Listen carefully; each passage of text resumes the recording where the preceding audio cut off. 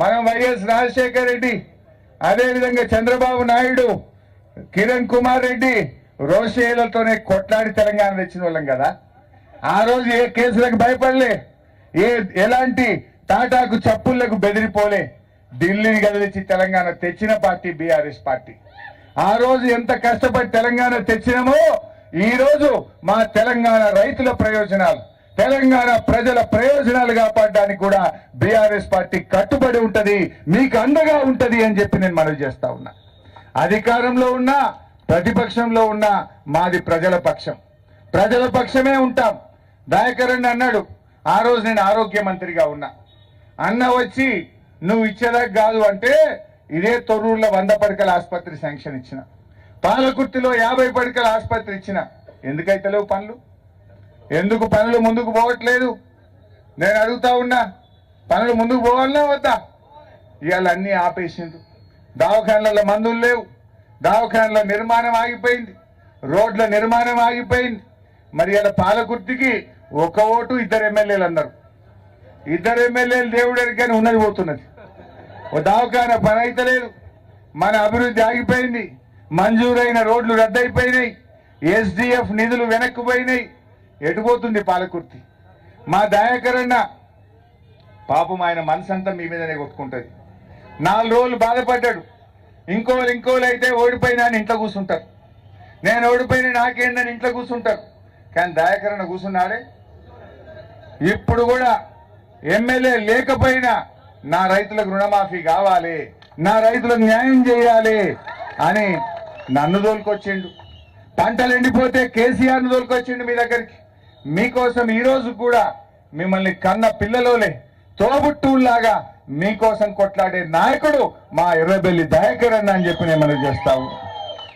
ఆ రోజు CM relief ఫండ్లు కానీ ఎల్ఓసీలు కానీ ఎవరైనా దవాఖానలో పడ్డాడంటే దయాకర్ అన్న ఉరికి రాకపోవు, ఆయన పిఏ రాకపోవు, ఎల్ఓసీలు ఇప్పియకపోవు. ఎంత మంచిగా జరుగుతుండే. బతుకమ్మ పండుగకు రేవంత్ రెడ్డి ఏమన్నాడు? ఏ చీరలు మంచిగా 500 ఎత్తా అన్నాడు. ఏవి 500? మరి ఈ 500 ఇవాళ 500 ఎత్తా అన్నాడు. మరి రేవంత్ రెడ్డికి దసరా పండుగ 3 రోజులే ఉన్నది. ప్రతి మహిళకు నువ్వు ఇస్తానన్న 2500 పండుగకు చీరకు బదులు 500 కూడా వెంటనే చీర ఇస్తావా, 500 ఇస్తావా ఇయ్యాలని చెప్పి బీఆర్ఎస్ పార్టీ డిమాండ్ చేస్తా ఉంది. మొన్న వరదలు వచ్చినాయి, మహబూబాద్కి వచ్చిండు, ఫోటోలు దిగిండు, మంచిగా 2 మాటలు చెప్పిండు, దాచిండు, బై బై టాటాలు చెప్పుకుంటూ పోయిండు.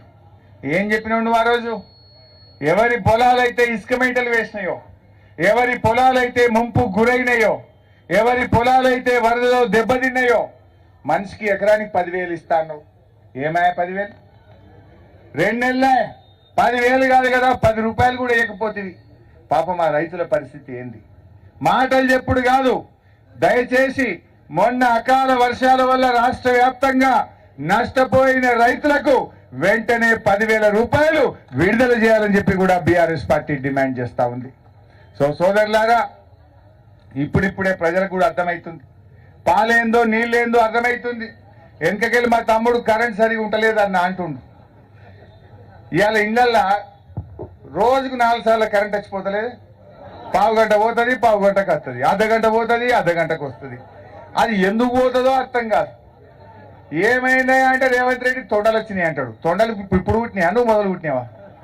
తొండలు ఇవాళ పుట్టినాయి. కరెంట్ ఎందుకు పోతుందంటే అసెంబ్లీలో అంటాడు ఓ మంత్రి, ఏ తొండలు ఎక్కువైనాయి, తొండలు వైర్ల మీద పోతున్నాయట. మరి కేసీఆర్ ఉండగా తొండలు లేవా?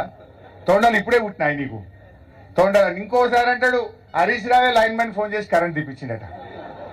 అంటే గవర్నమెంట్ నువ్వు నడుపుతున్నావా, నేను నడుపుతున్నా? ఏం మాట్లాడుతావు పోయి? అబద్ధమైన అక్కటట్టు ఉండాలి. నీకు చెయ్య శాతగాక, నీకు కరెంట్ ఇయ్యే శాతగాక తొండలు వచ్చినాయి, హరీష్ రావు తీసేస్తుండు. ఇవేం పిచ్చి మాటలు? జనం నవ్వుకుంటలేరు. కేసీఆర్ ఉండగా మోటార్లు కాలినాయా? కేసీఆర్ ఉండగా ట్రాన్స్ఫార్మర్లు కాలినాయా? ఇవాళ మోటార్లు కాలుతున్నాయి, ట్రాన్స్ఫార్మర్లు కాలుతున్నాయి, కరెంటు రోజుకు 4-5 సార్లు ట్రిప్ అవుతున్నది. హైదరాబాద్లో పోతుంది, నా ఇంటికాడ నిన్న పోయింది, ప్రతిరోజు పోతుంది కరెంట్. ఇవాళ ఊర్ల పన్ను అయితే చెప్పలేం. రైతులకైతే 24 గంటలు అన్నారు, 12-16 గంటలు కూడా సరిగా వస్తలేదు. అది కూడా లో వోల్టేజ్ వచ్చి ఇలా పంటలు దెబ్బతినేటువంటి పరిస్థితి వచ్చింది. ట్రాన్స్ఫార్మర్లు కాలుతున్నాయా? ఇంకా యాసంగి పంట ఎట్లుంటుందో, ఇంక ఇది వానకాలం, ఇంకా యాసంగికి వచ్చే వరకు అప్పుడు ఇంకెంత తీపలు పెట్టారో ఈ పుణ్యాత్ముడు. మొన్న వాన గట్టిగా పడకపోతే సగం ఎండిపోవు. ఆ దేవుని దయ వల్ల, ఆ దేవుని దయతో ఇంత వాన పడి ఇంత పంటలు కాపాడుకున్నాం. ఈయన రైతు బంధు ఇయ్యక ఆ కాలం కాకపోతే ఇంకా పరిశాన్ ఉండు. ఆ దేవుడు సలసూపు చూసిండు. అందుకే మొక్కిన కాదే నేను మన యాదాద్రి లక్ష్మీ నరసింహస్వామి దగ్గరికి మొక్కిన, దేవుడా ఈ పాపాత్ముడు నిన్ను మోసం చేసిండు, ఆ పాపాత్ముని క్షమించు, మా ప్రజల్ని కాపాడు అని దేవుని దగ్గరికి పోయి మొక్కొచ్చిన.